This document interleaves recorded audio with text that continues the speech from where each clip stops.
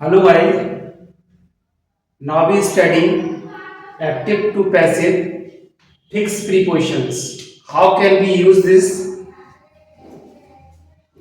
Such as, suppose that you also learns active to passive different type of sentences such as he reads newspaper. He reads newspaper, वह newspaper पढ़ता है। तो यहाँ पर newspaper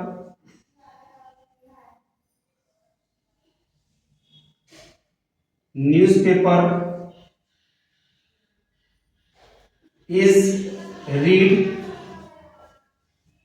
bye, और ही का object हो जाता है हिम।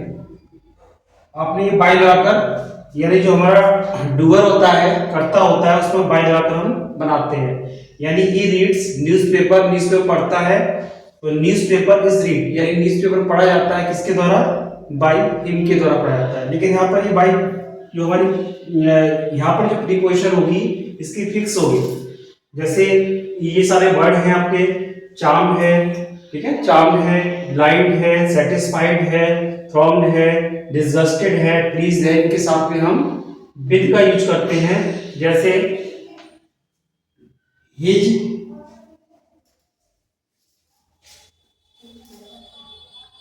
एग्जाम्पल आप देखिए, जैसे हिज वी हैव प्लीज्ड मी, उसका वी हैव मुझे खुश करता है। तो यहां पर आप ऑब्जेक्ट है और ये हमारा सब्जेक्ट है। यहाँ पे ये ले आएंगे, इसको यहाँ पे ले आइए आई ये पास्ट इंडेफिनिट का है, इसलिए वॉज, आई वॉज प्लीज्ड। और प्लीज का बाय लगाना हमारे लिए क्या? प्लीज हमारा क्या है? ये है, तो आप विद का ही करेंगे, with his we have, I was pleased with his we have, तो आपको ऐसे बनाना है। और सेम आपका ये कंटेंट और इंटरेस्ट, ये दो हमारे इंपॉर्टेंट है। वैसे इंपॉर्टेंट काफी है, लेकिन ये हमारे ज्यादा इंपॉर्टेंट है, ये रखा हुआ है मैंने। तो यहाँ पर कंटेंट है, ये कंटेंट यानी सम्मिलित करना, और इंटरेस्ट का मतलब होता है बहुत ही रुचि लेना। तो ये दो हमारे शब्द हैं, तो इनके साथ में हमको करना है, इनका इन प्रीपोजिशन लगानी है हमारे लिए। ऐसी एस्टोनिश्ड है हमारा, आश्चर्यचकित होना, डिसअपॉइंटेड निराश होना, सरप्राइज किस होता है? सरप्राइज आश्चर्यचकित होना। और यहाँ पर डिस्ट्रेस का मतलब बहुत पीड़ा है, संकट में होना। और अलार्म का मतलब होता है चिंतित होना बहुत ज्यादा।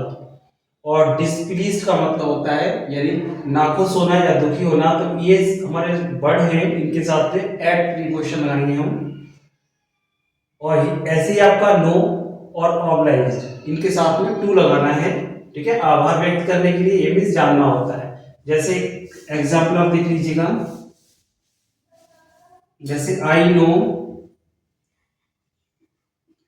नो हर, मैं उसको जानता हूं।